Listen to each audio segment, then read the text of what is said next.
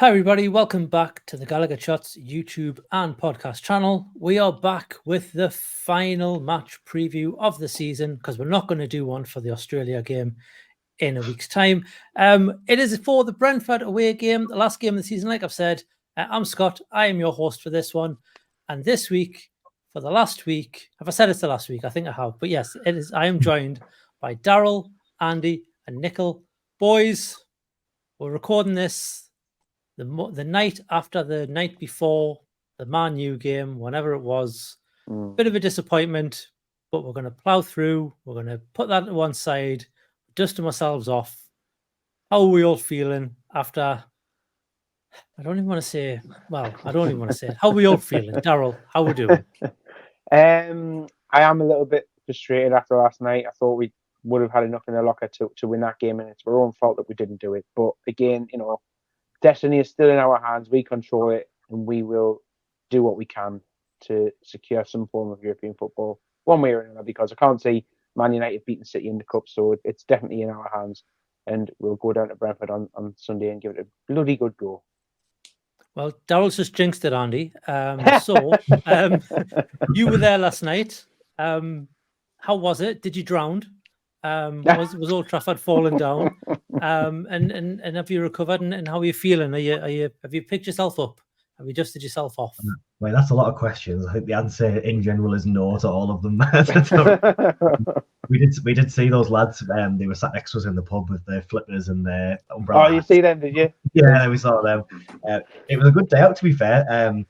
Got to meet Ian for the first time face to face, and got to see the lovely Joe. Didn't get to see Nichol because they were sat in the pub with us for 3 hours and you hadn't turned up yet. So I don't know where you were. Yeah, Stuck on I was on the M60, 61, 62, whatever it is.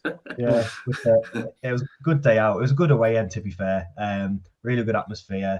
Obviously, really disappointing result, which we won't go into in depth detail. But still, a very passionate fan base at the end. Still G'ing the lads on because we know it's not all over yet. Few disappointing results this season. That one, I don't know if it's just recency bias, but that one hurt a lot just because it's them. And you've obviously got to sit around them and leave the stadium with them singing Alan Shearer songs and stuff. So it does hurt, that one. But it's just been one of those years, hasn't it? It has. And yeah, and as Andy's just said, Nichol, obviously you were there. Oh, well, you eventually got there by the sounds of things. Yeah. And you've got back, so that's a good thing. Yeah. And, although maybe you didn't get there and you've just stayed at home. We don't know. But how are you feeling as well? Though? Yeah, all right, yeah. Obviously just a bit disappointed after last night. I mean, Man United, the fans are just... they're just horrible. So yeah, very disappointing. But yeah, like Andy said, there was, when the players came over last night to clap the fans like they always do, I felt like they stayed for a bit longer than they normally do. And there was sort of like prolonged chanting from the fans, and I think that was almost like a message to G them up for this game on Sunday, because they've kind of almost bottled it in the last two. Do you think that was the best rendition of Toon Toon Black Might Army? That's the first one I've listened to. It went on forever, and it got louder and louder every time. It was class. Yeah. There always seems to be one song on an away day that gets like the most traction. So last night was Toon Toon Black Might Army, and yeah, there was just that rendition of it that we were trying to sort of G them up for Sunday, because we're doing it the Newcastle way, aren't we, to get into Europe. So let's hope we can get over the line on Sunday. Well, if you want to hear more about that match and you want a full match breakdown and a match reaction, I believe Chris and Decker recording an audio-only one. So if you're a YouTube listener or a YouTube watcher, you're going to have to get on your Apple Podcasts and your Spotify and whatever else you listen to podcasts and check that out. After you've watched this or after you've listened to this, go on your feed and it'll be there waiting for you. They did a little instant reaction last night to the match. So go and have a listen to that after you've watched this or listen to this. And but what we'll do, we're going to give you a little word from our sponsor for the last time this season. It is Magpin. And then we'll jump right into our preview for the next game. So here it is. The GallowgateShots match preview is brought to you by Magpin. Magpin are the go-to site for high-quality, unofficial enamel pin badges of Newcastle United players, legends and retro kits. For more information, visit their website at magpinbadges.bigcartel.com. Okay, so we play Brentford on Sunday, the 19th of May. It's the last day of the season. Everybody kicks off at the same time. It's at 4 o'clock. It is at the G-Tech Community Stadium. What an awful name for a ground that is, by the way. You need to sort that out, Brighton. I'm guessing you get a load of money for it, but get that sorted out. Brighton, Brentford. Wow, that's how bad it is. Don't even care who we're playing. They're currently 16th in the league, which I was surprised when I looked that up. I always figured Brentford were kind of around, mid-table, 10th to 13th. But yeah, 16th in the league on 39 points, 10 wins, 9 draws, 19 defeats. They're on a -7 goal difference. That's 54 scored, 61 conceded. Their last 5, they've had 3 wins, 1 draw, 1 defeat. Wins are against Bournemouth, Luton, and Sheffield United. I think I say this every week. And it's come back to haunt me because every time I say this, everyone's beat Sheffield United and they come and either get a draw or they beat us. So let's not say it again this week. Well, I just have. The draws against Fulham and they got beat off Everton. As always, I've got a few commentator stats. Brentford has lost every one of their last 4 Premier League games against Newcastle. They've only faced Crystal Palace more times without winning, and that was 6 times. Newcastle have won both of their Premier League away games against Brentford that we've played them. And only against Crystal Palace have we won more.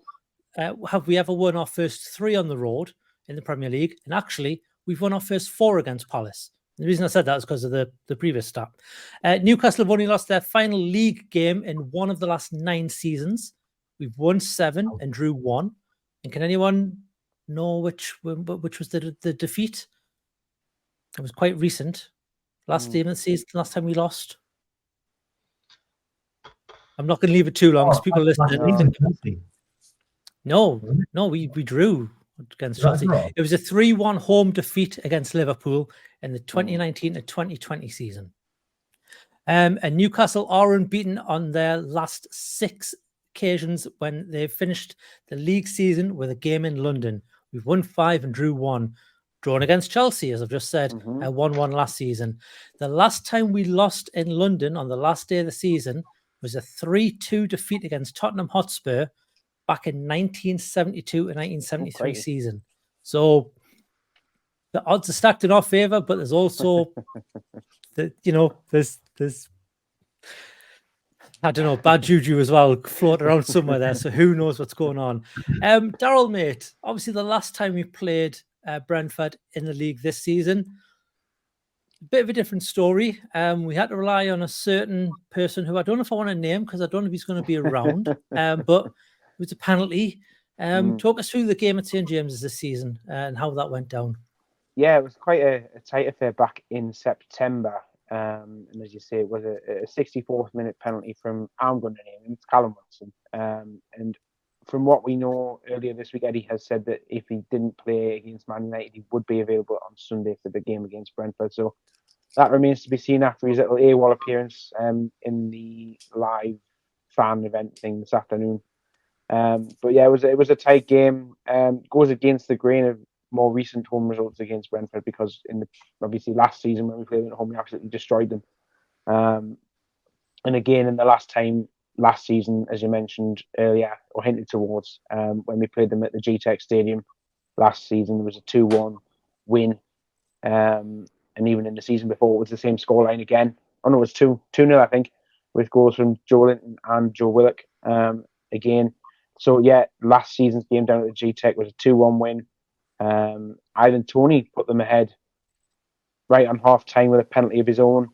And then Joe Linton broke through and managed to get one in, which was classed as a David Raya own goal in the 54th minute. And then Alex Isak followed up with, from what I remember, John Anderson of BBC Newcastle was just saying, what a goal, when it was scored from the outside of the box with his right foot, right in the top corner. So, yeah, I mean, another thing that I've just noticed looking into this game, Brentford have only won 5 home games this season. And that's coupled with 7 draws and 6 losses. So their home record's really patchy. It probably accounts for why they are where they are in the league as well. I think previous seasons, their home record's been sort of like the backbone of their campaign. And our record at Brentford all time, because we've only played them 8 times in 90 years, or something like that. There's 8 games, 5 wins, no draws and 3 losses. And obviously in terms of recent memory. There's one loss, and I think three wins, because we beat them in the Championship season 16-17. That was a 2-1, and then we've had the 2-0 and the 2-1 in the Premier League since. Was that 2-1 win where we were in the black kit and Bruno put on the Brazil hat and started dancing? Was that game, or was that Southampton? Norwich. It was Norwich. That was okay. Norwich, yeah. So I'm just remembering the stadium. I seem to remember it looked like that stadium, or maybe I'm thinking wrong. Well, I am. You've just corrected us. Andy, mate, obviously, when we last played Brentford, they were missing one Ivan Toney for other reasons, and we'll not get into those, but it kind of seems like they're missing Ivan Toney again, but maybe it's because his head's in a different place. And they've got other players who maybe he's performing in his absence this time around. Yeah, I mean, obviously, last season they were Ivan Toney FC, weren't they? He was carrying them completely. I think even when they got promoted, when they got promoted, I think people knew Toney was a good player, but I think he elevated his game so much when he came up to the Premier League. And he's just perfect for their team in terms of they play a long ball, they play set pieces, really direct football, and they get quick, talented players around him. So there's obviously lots of talk about Toney leaving, and I think it's pretty obvious he's going to go somewhere. Whether he'll fit in with a team like Arsenal, it'd be interesting one to know, because he's so strong. But he's good in tight spaces. He's a really good finisher, and he had this unbelievable penalty record until he came up against Nick Pope, who saved one, and then annoyingly they got another penalty immediately after and scored it. But hopefully Pope's playing again. But they are missing him. He's come back, and I think a few people put him in the fantasy teams, had him, getting a nice little run in maybe into the England squad, and he just hasn't really been there. I haven't been able to sort of find any commentary from Brentford fans about it, but you'd presume it's just head's not in the right place, nothing to play for. I mean, Brentford have not really been a threat of relegation, even though they're down where they are. If you give Everton the points back from the points deduction, they'd be the worst team after that bottom three in Forest. But it doesn't really feel like they've been that bad this season, so it's a strange one. In terms of other key absences, and Bumo's been injured for quite a while as well, player we've been linked with, and I think is kind of overlooked because he plays for Brentford, but he's a brilliant little winger. And an article I was reading just before we came on, they were waxing lyrical about Jan Elt in midfield, saying he's been their player of the season. They would have gone down without him. He's carried the team completely, and he's that player who's got that bit of X factor in terms of technical ability on the ball. So they're a bit of a weird team, Brentford. I do fancy us based on what we've said already in terms of our record there. But the way they play and teams going direct, with the sort of the state of our back line at the moment, I am slightly worried, but we'll get into that. Yeah, it's interesting what you say about the league. Obviously, they're 16th, like I mentioned, but they're on 39 points, and I think it's a 10-point gap between them and 17th. So, like, you look at the table and think, oh, they were quite low, but it's not like the last few years where it's been anyone from bottom to 10th, or like 3 points difference between going down and not. There's been a bit of a gulf this season, and obviously there's been point deductions, but still there's a bit of a drop. Nichol, obviously, we've talked about Brentford and a few players, but you've got the starting 11 from the past couple of games. How are we expecting them to maybe line up for this game? I think what you mentioned there, first of all, just about the points difference, that's something I've seen debated this week, about maybe, obviously, because the 3 promoted teams have gone down this season, looking likely to go down at least. So maybe the gulf between the leagues is getting a little bit bigger, just with the increased, spending power that the bigger clubs have. And I think as far as Ivan Toney, Andy, I think he is to Brentford what Cole Palmer's been to Chelsea maybe this season. He's elevated their game when they've had a by and large a poor season if it wasn't for his goals and contributions. But as for Brentford, so they've got some long-term injuries. They've got Josh Da Silva out, Rico Henry, who actually got injured in the home fixture against us. If you remember, he got stretchered off. Aaron Hickey and Ben Mee are also out for the rest of the season.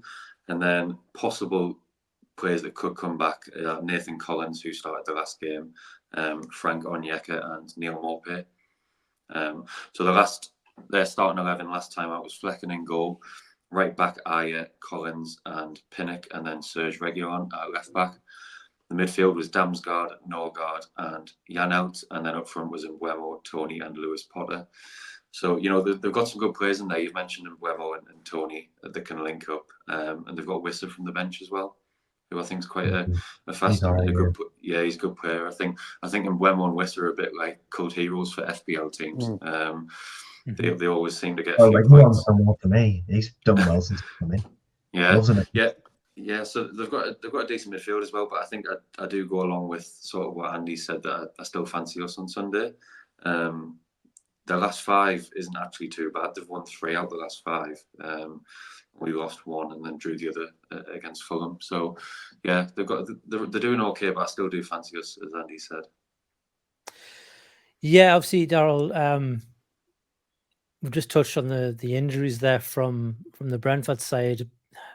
We've had a few new injuries on our side. You're looking at Tino Livramento.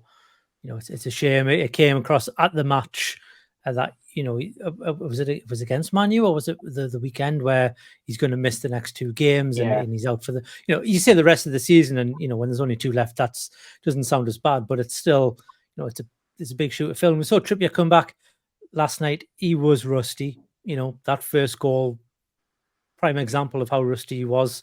Anthony Gordon, if you look on FPL, he's got a little yellow triangle next to his name. Makes you think, oh, what's going on? He was limping around. He did get his Achilles trodden on, VAR.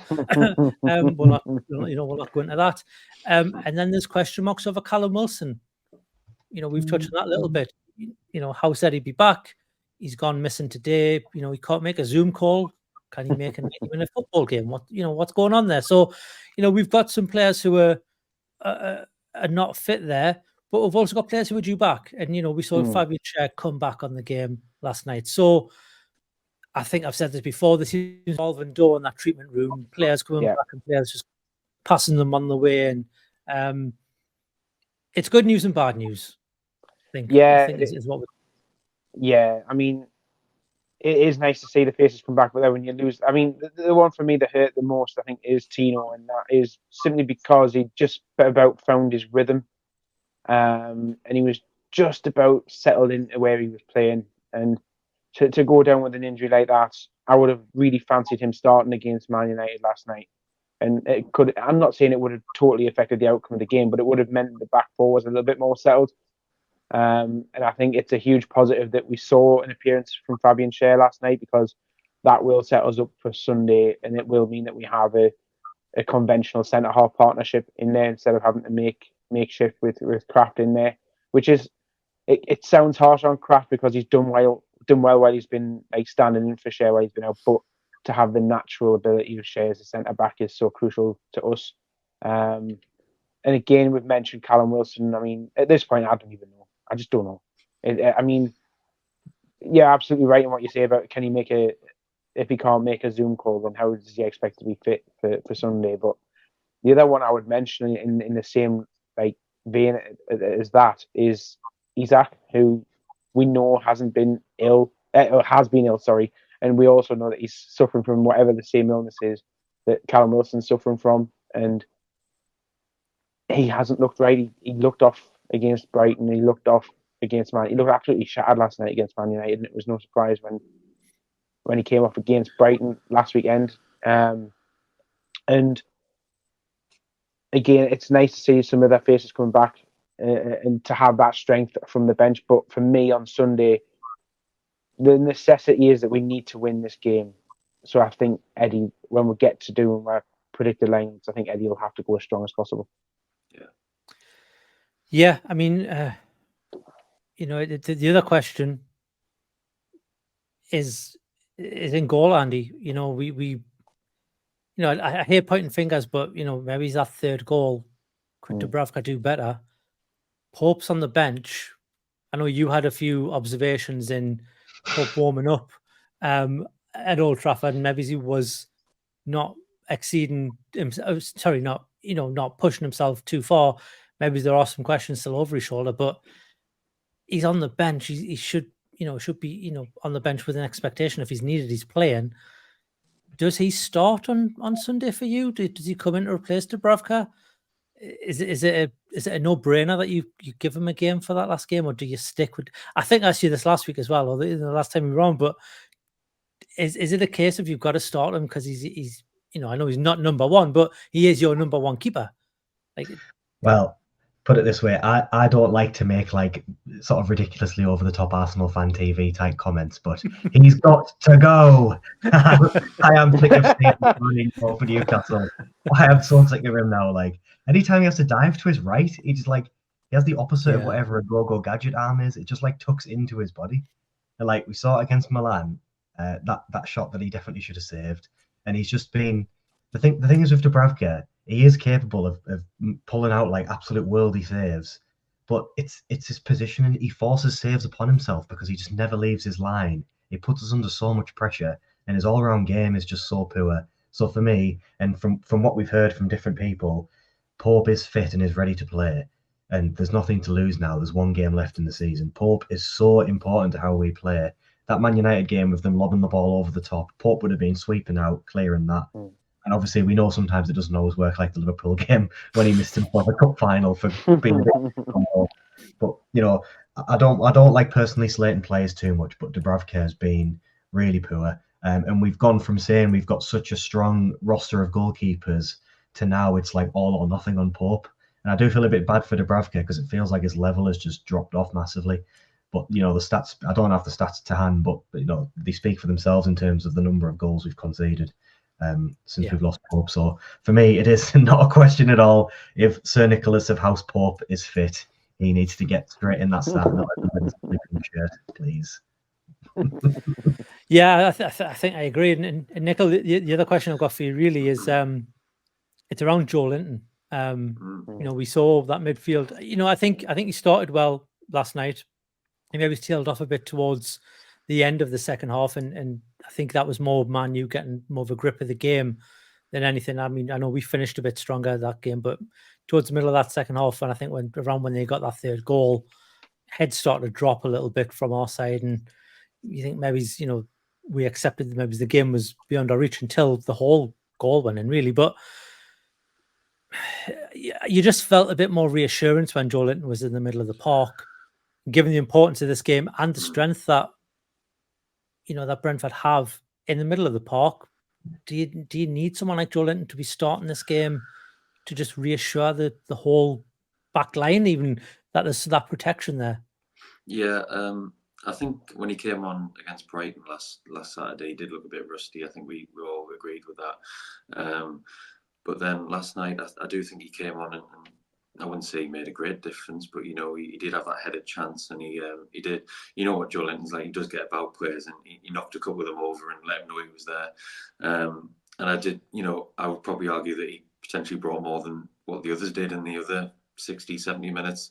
And to echo Andy's sort of thoughts about Pope, you play your strongest players in a game like this. There's one game to go. So just try and get them all on the pitch if injury possible, if that is possible. And I think just going to touch on Dubravka, because again I was there last night, as we've mentioned, and he makes me nervous even when they're when they're trying to head the ball back to him, or he doesn't seem to have the understanding with the back four. And I think the back four has changed a lot while he's been in goal, so that won't help.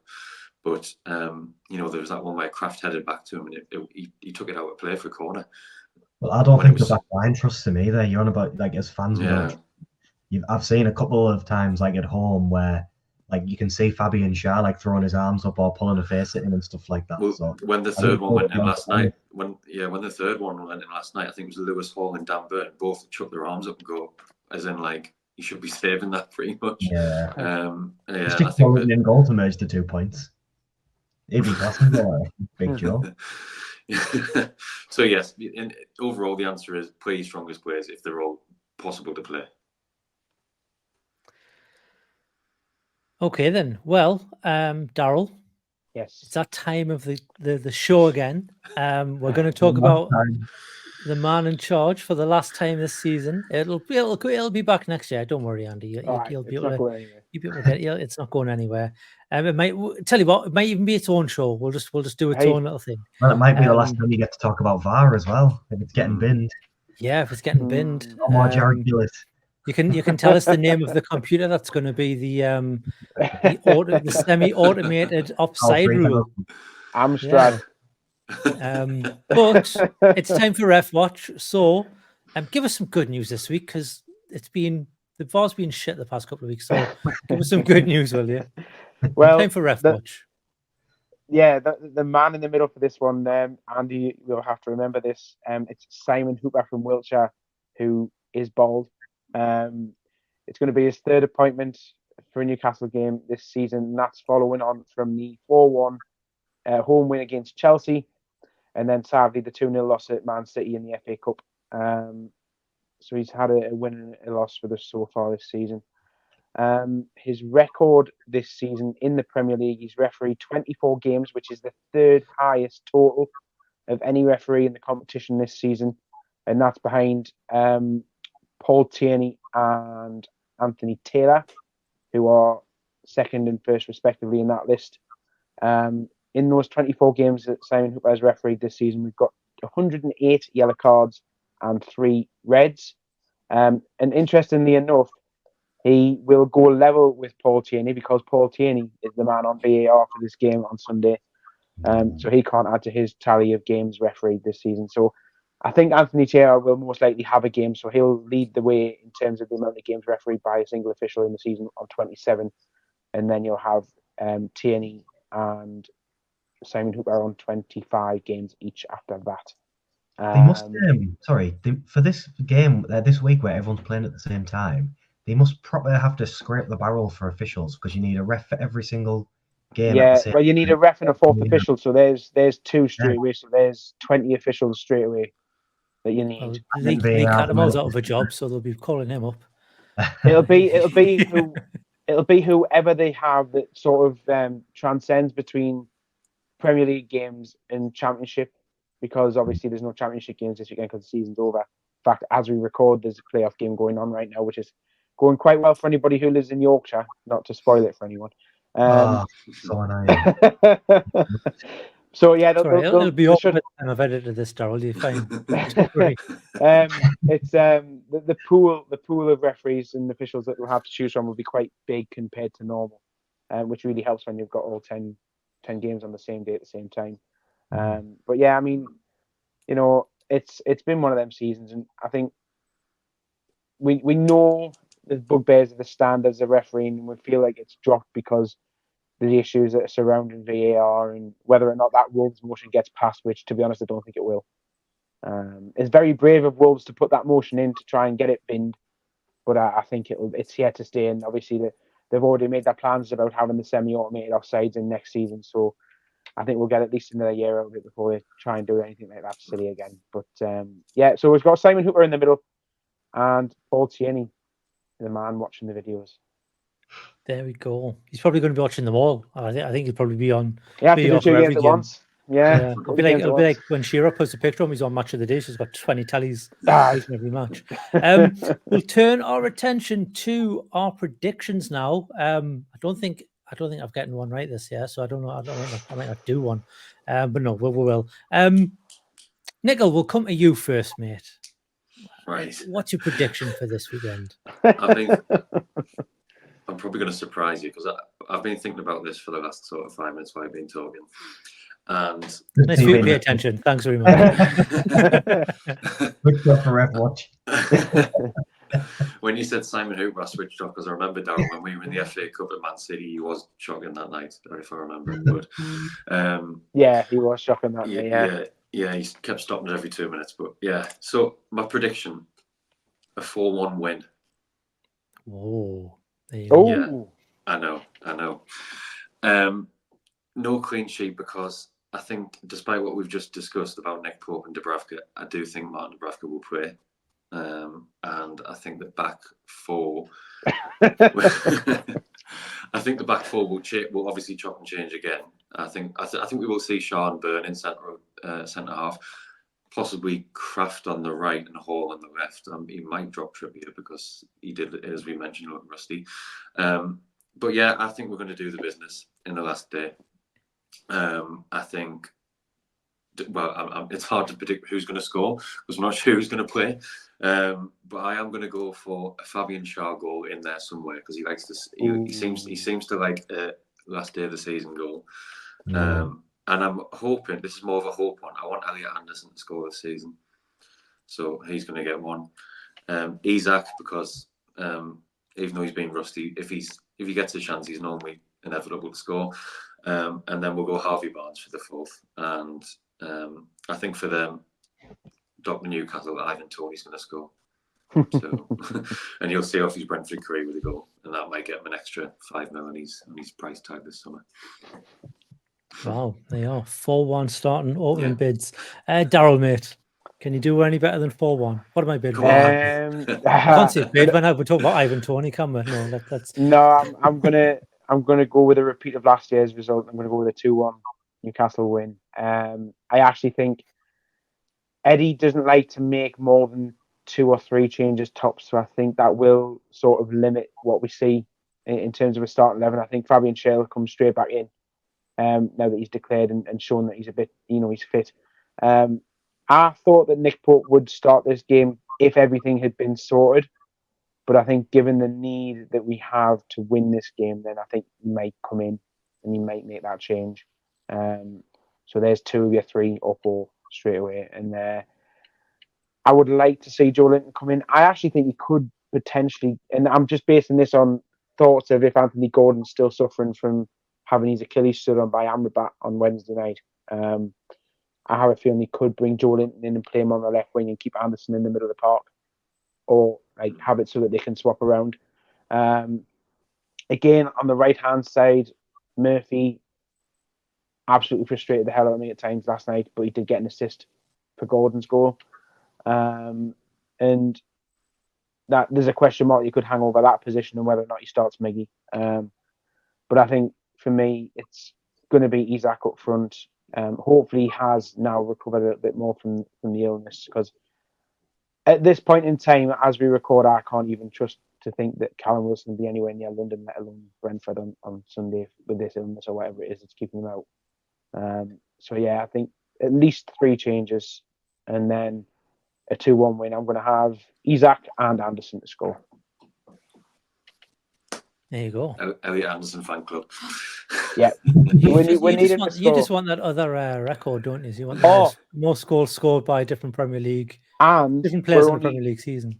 We're only 2 goals off equaling. 2 goals off breaking. I think. 2 goals to equal and 3 goals off breaking the record for the most away goals were scored in a single season, and we've already equalled the amount of goals away from home that we scored last season on 32. Yeah. That's why so we're getting close. Yeah. Eddie's the record breaker, Mags. Come on, Andy, mate. What's your prediction? I'm similar. I actually like Brentford, and I really fear that they're going to just get raided this year. They're on about Thomas Frank leaving, Tony leaving, Reguilon goes back on loan, and Boomo. So I'm hoping this isn't like a big last hurrah for a lot of them. Last day of the season, we do usually do the business, even when there's nothing to play for. Do you catch your minds back to that like mad Spurs game when Jan Matt scored and everyone was sticking the middle finger up at him when he was celebrating? But yeah, I think something like 3-1. And last game of the season, you always get weird scorers, don't you? So. Yeah. I'm good. Like I think, because I remember last season it was Miley's first proper game, wasn't it, when he hit the bar and stuff. So I'm going to say that like Alex Murphy or someone's going to just come on and like get a random goal in like the 95th minute just for that would help the record. Yes, that would. Yeah, no one thought about him, did they? What about Mark Bolton? So yeah, I'm going to say 3-1. I'm going to say they will score a typical Brentford lumped corner in that we don't defend properly and everyone throws their arms up. But then I think we'll get a penalty that Gordon will win and Isak will score, and my fantasy team will have a relatively good end in a shambles all season. Then I think we'll get a goal from midfield. Someone like Joe Linton, Longstaff, Bruno will get us a goal, and then they'll be pushing on. And I think randomly at the end we'll just get a scruffy goal that one of the young ones will score if they come on. if how trust the young and stuff obviously come on at that point. But obviously we need to rest players for Australia and Japan and any other countries as far away as possible from Newcastle. 3-1. Well, we've got Garan Carroll for Japan. Yeah. For Australia, sorry. So we'll be fine. Yeah. And Minty's coming back for the pre-season, so we don't need to worry about resting players for them. I do think we'll keep a clean sheet, because I do think we'll play Nick Pope, and I think he'll just come back strong and cement his place in that Euro 2024 squad for England. No, I do think it'll be a clean sheet. I think we'll win 3-0. I think it'll be comfortable. I don't think Brentford have got anything to play for, and I think the players will be on the beach with their flip-flops for Brentford. I think it'll be one of them where we have everything to play for, but I don't think there's that much pressure on us. I think, we can comfortably draw this, because I don't think Man U will do much against Brighton. Know what Brighton's like. I know Chelsea did them over yesterday and they played very well against Brighton, but Chelsea are arguably a much better team than Man United, especially at the moment. I do also think Chelsea might trip up, because I think Chelsea are the type of team that when they know they've almost done it, they kind of switch off. And that's when they start to lose these type of games. Sorry? Bournemouth at home. Yeah, they've got Bournemouth, which I know it's one of them, but we've seen it before that teams like that can do other games like this. But I think Chelsea might just be like, we've done this. We've qualified for Europe. That's it done. And I think they might slip up and lose 1-0 tomorrow on Sunday. So I think we might win. Well, I say we'll probably win this 3-0. I'm going to go for a Bruno goal, a Joe Linton goal, and an Elliot Anderson goal. We're going to get 3 goals from midfield. Why the hell not? And we're going to finish in, what was it, 6th? That'll put us in. Yeah, we're going to just on goal difference and get Europa League. So there you go. Positivity all around. Very optimistic. We're very optimistic. Very optimistic. I mean, why can't you be? I mean, look at the performance we put in last night. How can you not be optimistic? Well, if you are as optimistic as we are, hit the thumbs up button. If you're not as optimistic as we are, hit the thumbs up button. If you like what we're talking about, hit the thumbs up button. If you don't like what we're talking about, guess what? Hit the thumbs up button. That's all that I'm asking you for. Just go down from this video and hit the thumbs up button if you've been watching this. Last video, we had 1,000 people watching and we only had 40 people hit the thumbs up button. That's not enough. So I'm doing a mark here. I'm doing a mark. Hit the thumbs up button if you're watching this video. I don't care if you haven't liked it or anything. Just hit that thumbs up button. It gets this video in the feeds of other people.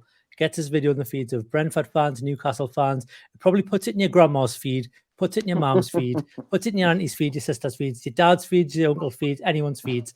Just hit the thumbs up button and get this video out to as many people as possible. It's the last one we're doing of this season. We want to get as many likes as possible. I don't care if you don't want to subscribe. I don't care if you don't want to be a member. Sorry, Chris.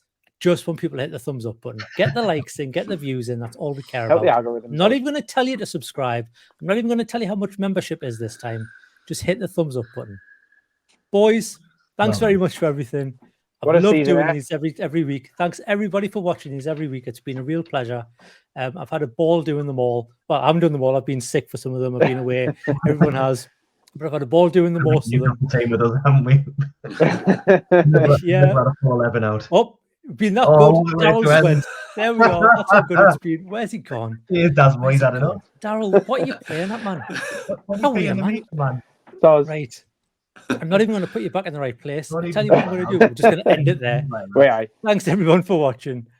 We'll see you next season for more previews. There will be match reactions and there's probably going to be stuff throughout the summer as well. All the smiling faces. I'm going to guess is on Monday, but we'll see you then. Just Daryl, you've spoiled it, man. See you later.